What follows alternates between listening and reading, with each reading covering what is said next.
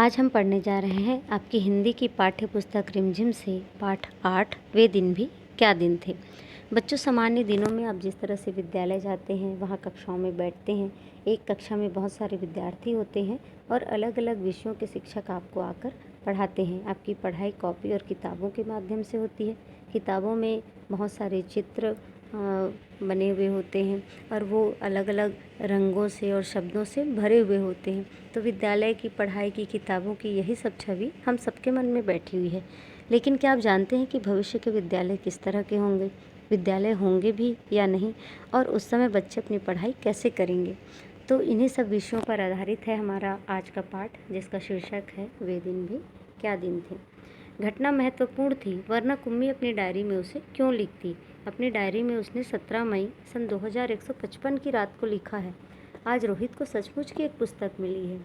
2155, आप ध्यान देंगे इस सन की तरफ। अभी 2020 चल रहा है, मतलब अभी से लगभग 135 साल आगे की भविष्य की बात बताई जा रही है।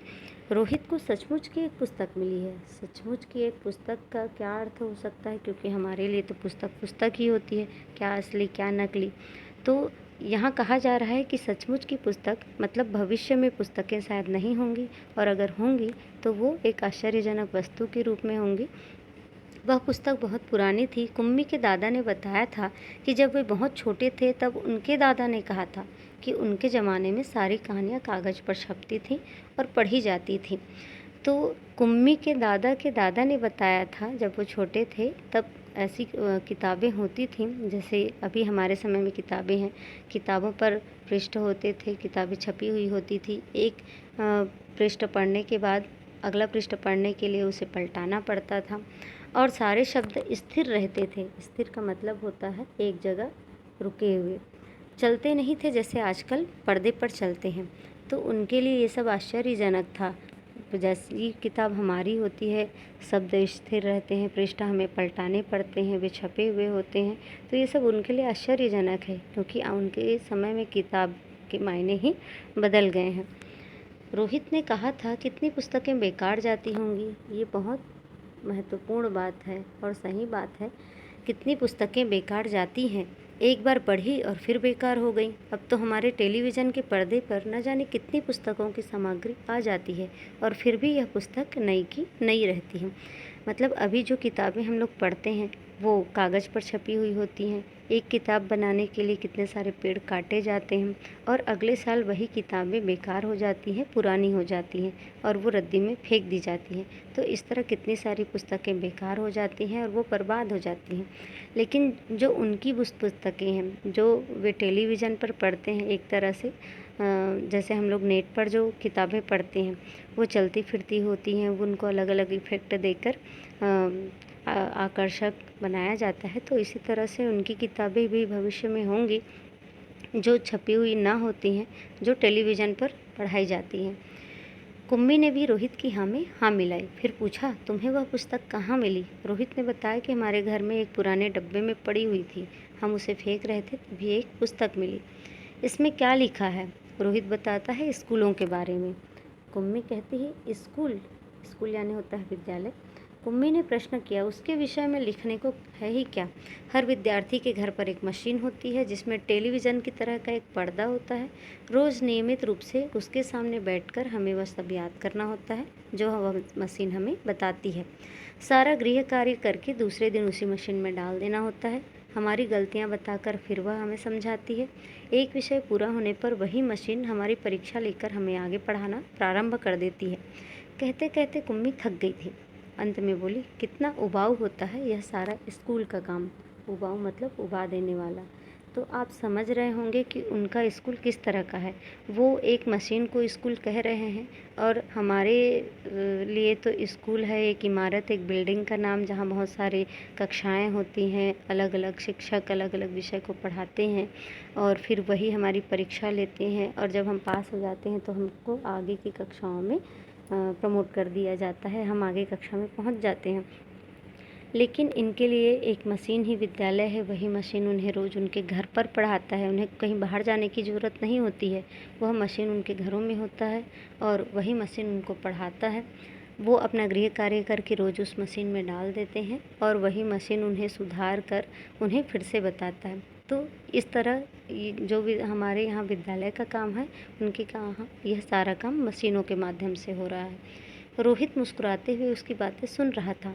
अरे बुद्धू, जैसे स्कूल का वर्णन इस पुस्तक में है वह इससे भिन्न होता था। भिन्न मतलब अलग। जैसे हमारा स्कूल और उनके स्कूल में ज़मीन आसमान का अंतर है।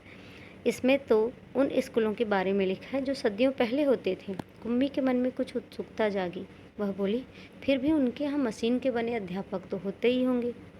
कुम्मी को याद आया कि एक बार जब उससे भूगोल में रोज़ वही गलतियाँ होने लगी थी तो उसकी माँ ने मोहल्ले के अध्यक्ष को बताया था। तब एक आदमी आया था और उसने उस मशीन के पुर्जे पुर्जे अलग कर दिए थे। पुर्जे पुर्जे मतलब उसके जितने कल पुर्जे थे, पार्ट्स थे, वो सब उस मैकेनिक ने, उस मिस्त्री ने अलग कर दिए थे। तब उसने मन ही मन मनाया था कि वह आदमी इस बोर करने वाले अध्यापक को पुनः जोड़ ना पाए, तो उसे हमेशा के लिए छुट्टी मिल जाए। मतलब वो चाहती थी कि वो मशीन ना बने ताकि उसे रोज़ पढ़ना ना पड़े।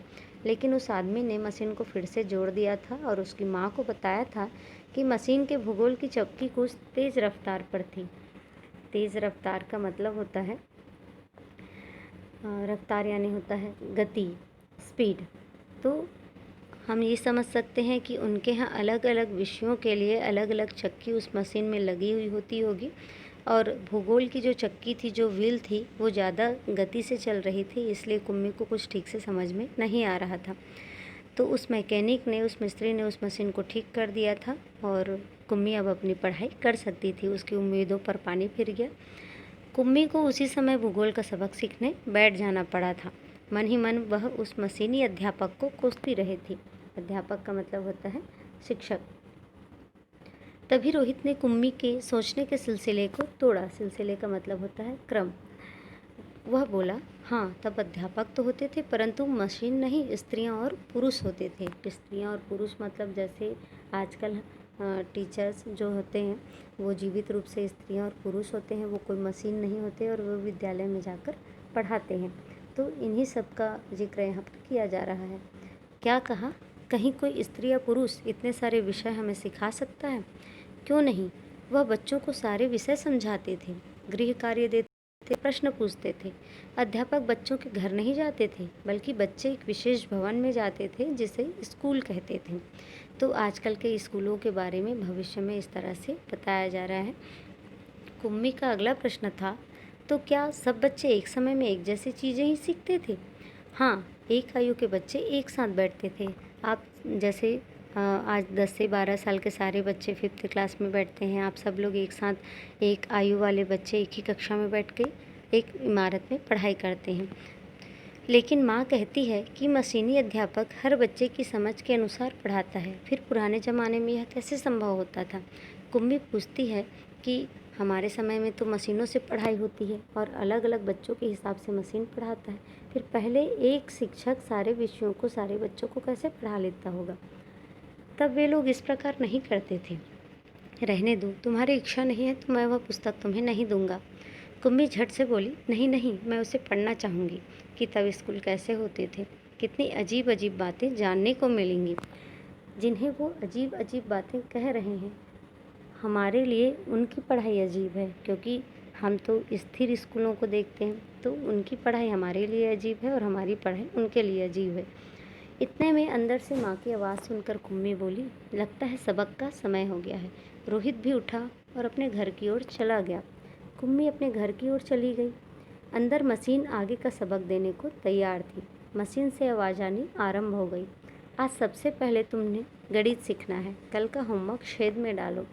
मतलब एक एटीएम की तरह मशीन होती होगी, जिसमें जैसे एटीएम से हम पैसे निकाल लेते हैं और ज़रूरत पड़ने पर पैसे जमा भी कर लेते हैं कई मशीनों में, तो उसी तरह से एक मशीन में वहाँ पर जो छेद होता है उसमें से अपना गृह कार्य कुम्मी डाल सकती है और वो गृह कार्य चेक करके सुधार के वह मशीन उसे वापस देती होगी। कुम्मी ने वैसा ही किया। वह सोच रही थी कि कितने अच्छे होते होंगे वे पुराने स्कूल, जहाँ एक ही आयु के सारे बच्चे हंसते खेलते कूदते स्कूल जाते होंगे और पढ़ाने वाले पुरुष और स्त्रियाँ होते होंगे। तो उनके लिए ये सब आश्चर्यजनक है, बहुत अच्छा लग रहा है। लेकिन आप लोग तो ये सब पढ़ पढ़ के बोर हो गए हैं, क्योंकि आप लोग इसी तरह की पढ़ाई करते हैं। तो समरसता में, एक रास्ता में आदमी ऊब जाता है, एक ही चीज़ें कर कर के आदमी ऊब जाता है, उससे कुछ नया करते रहना अच्छा लगता है। इतने में मशीन से स्वर आना आरंभ हो गया था। स्वर मतलब आवाज़, और पर्दे पर चलते हुए अक्षर एवं अंक आने शुरू हो गए थे। और कुम्मी सोच रही थी कि तब स्कूल जाने में कितना आनंद आता होगा, कितने खुश रहते होंगे सारे बच्चे। तो कुम्मी के लिए जो हमारा स्कूल है वो बहुत अद्भुत और आश्चर्यजनक लग रहा था। उन्हें उन बच्चों के बारे में सोचकर बहुत आनंद आ रहा था कि बच्चे सब एक साथ बैठते हैं, एक साथ खेलते कूदते पढ़ते हैं और जीवित स्त्री पुरुष उन्हें पढ़ाते हैं। जबकि उनका स्कूल हमारे लिए आश्चर्यजनक है क्योंकि वो मशीनों की तरह पढ़ते हैं। हो सकता है भविष्य में हमें भी और हमारे आने वाली पीढ़ी को भी इसी तरह के स्कूलों से पढ़ना पड़े, उन्हें भी स्कूल ना जाना पड़े, घर पर ही उनके मशीन लगा दी जाए और कॉपी और किताबों की जगह उनके पास कोई टेलीविज़न हो या कंप्यूटर या टैबलेट के माध्यम से ही वो आगे की पढ़ाई करें और पुस्तकों का नामो निशान न रहे। तो ये सब हमारे लिए भी आश्चर्यजनक है।